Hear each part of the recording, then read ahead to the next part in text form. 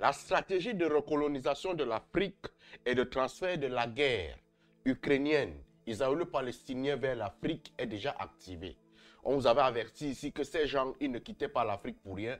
Vous êtes en train de dire que vous êtes en train de les combattre, vous êtes en train de gagner le combat. Les Français, les Anglais, tous sont en train de quitter l'Afrique. On vous avait dit qu'ils ont une autre stratégie qu'ils sont en train de mettre en place. Et cette fois-ci, ils vont passer par Paul Kagame, Sassou Nguesso. Écoutons cette information, mais soyez patients, parce que ça va durer minimum 10 minutes. Je vais vous expliquer au terre à terre, vous, Africains, comment est-ce qu'on va venir prendre vos terres, comment on va vous chasser de vos villages par la stratégie qui est nouvellement mise en place. Allons-y ensemble. L'une des informations de la nuit, elle est très importante. Le Parlement britannique a donc adopté un texte drastique de lutte contre l'immigration clandestine. Tous les demandeurs d'asile entrés illégalement sur le territoire britannique seront expulsés vers le Rwanda, et ce, quel que soit leur pays d'origine, qu'ils soient afghans, soudanais, kurdes ou albanais, et ce, en vertu d'un accord avec Kigali. Écoutez le Premier ministre britannique Rishi Sunak. Ça nous suffit. Qu'ils soient afghans, pakistanais, tous les Afghans là, tous les gens qui savent faire la guerre là, tous ceux qui sont prêts là, ils seront expulsés vers le Rwanda. Lorsqu'ils arrivent en Angleterre, ils vont demander l'asile en Angleterre, on va les renvoyer vers le Rwanda. Qui sont les Afghans? Qui sont les Pakistanais? Quels sont leurs modes de vie? Comment est-ce qu'ils se comportent? Ils vivent en communauté. Et quand ils vont arriver là-bas, qu'est-ce qu'ils vont faire? Ils auront le même système qui se passe au Rwanda. Ils auront le même système, je veux dire, le même système qui se passe en Angleterre. Ce qui veut dire qu'ils auront l'argent. Ils auront beaucoup d'argent parce que si on donne, par exemple, à quelqu'un qui habite en Afrique, on lui donne une maison, il va habiter seul. Il va avoir peut-être 700 € entre ses mains comme demandeur d'asile, le temps que son truc puisse être accordé, il aura beaucoup d'argent. Et quand ils vont arriver là-bas, ils auront l'opportunité de faire des business. Ils auront l'opportunité d'ouvrir des boutiques. Ils auront l'opportunité de faire beaucoup de choses. On nous amène à tuer l'économie africaine en mettant des nouveaux riches. Et ces nouveaux riches qui vont faire quoi? Qui vont acheter vos terres. Écoutons d'abord notre sœur si, c'est très important. Écoutons notre sœur si. Actualité du jour, nous sommes le 25 avril 2024 et je ne sais pas si vous êtes au courant, mais le président du Botswana vient de rejeter fermement la proposition faite par les Anglais selon laquelle ils devraient aussi recevoir les migrants dans leur pays. Bienvenue aux news de Zéla Panthère. Ici, là, on regarde le monde à travers mes yeux, on parle de business, mais surtout, on soutient les Africains qui font de bonnes choses. Vous le savez peut-être déjà, dans 2 mois, les migrants qui sont en Angleterre vont être déportés maintenant en Afrique, au Rwanda, à Kigali. Oui, dans 2 mois, c'est-à-dire en juin là, ils vont commencer à atterrir là-bas. Et aujourd'hui, sur la route de Calais, ma mère et moi, on en a vu les migrants des Anglais. Hein? Et ces migrants-là sont les Syriens, les Afghans et les Pakistanais. Ça veut donc dire quoi? Qu'ils sont en train de nous faire un remplacement. Ils vont envoyer ces gens dans nos pays. Ces derniers peuvent entrer dans les M23, commencer encore à tuer plus nos frères congolais. Ces derniers vont détenir l'économie de nos pays parce qu'ils vont arriver là, on va leur donner de l'argent et ils vont pouvoir investir, acheter nos terres, devenir les riches dans nos pays. Ces derniers peuvent même commencer à faire des attentats parce qu'on se connaît avec ces gens-là. C'est des gens qui veulent mettre leur charia là partout. Donc vraiment, j'aimerais que tous nos pays en Afrique soient très vigilants avec l'entrée dans nos pays des hommes de couleur. Vous comprenez? Si vous avez très bien compris la stratégie de la colonisation, de la nouvelle colonisation de l'Afrique.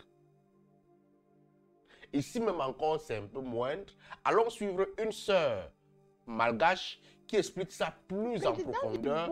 Après la décolonisation, la France a fait une politique de grand remplacement à Madagascar, donc ils ont voulu mettre les Chinois. Le problème est que les Chinois, comme ils ont fait les travaux forcés avec les Malagasy, du coup, en fait, eux, ils se sont très rapidement intégrés dans le paysage malagasy.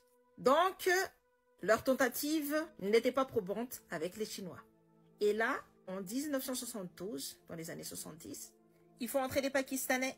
Et les Pakistanais n'ont pas la même culture que nous, donc ça collait bien à la feuille de route française. Les Pakistanais avaient le droit d'emprunter de l'argent à la banque, pas les Malagasy. Les Pakistanais ont commencé à prendre la place des riches à Madagascar. Et maintenant, ils sont en train de voler toutes les terres malacasses. Ils sont en train de piller toutes les terres malacasses avec la collaboration des gens du gouvernement, ces gens corrompus. Il ne se passe pas une journée sans qu'une personne se plaigne qu'on lui ait volé les terres. Même tout un village se plaigne qu'on les force à partir de leurs terres parce qu'il y a de l'or en dessous de leurs terres, il y a du rubis en dessous de leurs pieds, il y a du saphir en dessous de leurs pieds. Et ce ne sont pas les Malgaches qui en profitent, ce sont les Karanes, ce sont les Pakistanais. Depuis des générations en génération, ils ne se mélangent pas avec les Malakas. Ils se marient entre eux, ils n'ont pas la nationalité malakas. Cependant, ils arrivent à détourner la loi, ils arrivent à acheter les gens au pouvoir, les juges, les avocats, les forces de l'ordre, qu'on appelle plus. Depuis un certain temps, professeur Paul Kagame se rapproche de M. Sassou Nguesso et les Congolais pleurent.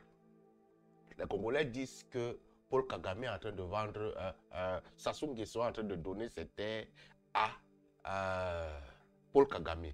Ce qu'on ne comprend pas, c'est que Paul Kagame est en train d'ouvrir une porte d'installation de ces Pakistanais et de ces choses au niveau de l'Afrique centrale. Il est déjà assis chez lui. Et pourquoi est-ce qu'on vient installer ces gens au Rwanda? Soyons intelligents. Pourquoi est-ce qu'on vient installer ces gens au Rwanda? Ce n'est pas pour autre chose, c'est pour le Congo. C'est pour les richesses qui sont au Congo. C'est pour les sols riches qui sont au Congo. C'est pour votre pétrole. Les Pakistanais sont bons dans l'exploitation du pétrole. Ils sont bons dans l'exploitation de l'or. Ils sont excellents en mécanique. Tous ces gens qu'on a cités là, ils sont forts dans ça. Et quand ils vont s'installer, ils vont devenir les patrons. On a ce cas aujourd'hui au Cameroun.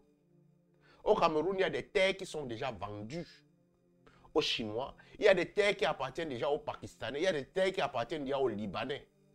Avec des titres fonciers. Il y a des terres qui appartiennent à l'église catholique. C'est-à-dire qu'en Italie, ils sont au Cameroun. Toutes les terres catholiques appartiennent à d'autres personnes. Ils ont des titres fonciers sur des hectares et des hectares de terre. Vous savez combien de personnes ont déloge de leurs terres? C'est quoi donc une colonisation? La colonisation ici, elle est monétaire. Parce que ces gens qu'on envoie dans ces pays, on va leur donner un argent parfois en euros, venant peut-être du Royaume-Uni. Parce que comme le Royaume-Uni va commencer, il y a la France qui va suivre. Il y a tous ça là qui vont suivre. Et l'Afrique va se retrouver en train de porter les Ukrainiens, en train de porter les Pakistanais. En fait, on fait une stratégie. On remplace les Pakistanais, tous ces gens qui font là, tout ça là, on va les remplacer par les Ukrainiens ici pour pouvoir avoir une main d'œuvre normale. On va récupérer tous ces Pakistanais, tous ces trucs là. Comme ils ne veulent pas travailler en Europe, on va les envoyer en Afrique. Et quand ils seront en Afrique, ils auront une mission assez essentielle, s'intéresser au sous-sol, s'intéresser aux richesses, s'intéresser à tout ça. On ne va plus faire la guerre avec les armes, on va faire la guerre avec les cerveaux, on va faire la guerre en passant par la banque. Et petit à petit, comme l'Africain a faim et que ces gens auront beaucoup d'argent, ils vont commencer à acheter les terres, ils vont commencer à acheter les sous-sols. Doucement, doucement, nous serons chassés et nous serons vers les portes vers l'Europe pour pouvoir encore fuir et venir nous retrouver chez nous et eux seront assis chez nous. Chers jeunes Africains, ton pays t'appartient. Réveille-toi, ils sont très malins. Si on ne se réveille pas, on va se réveiller que nous sommes à nouveau colonisés et même sous les travaux forcés.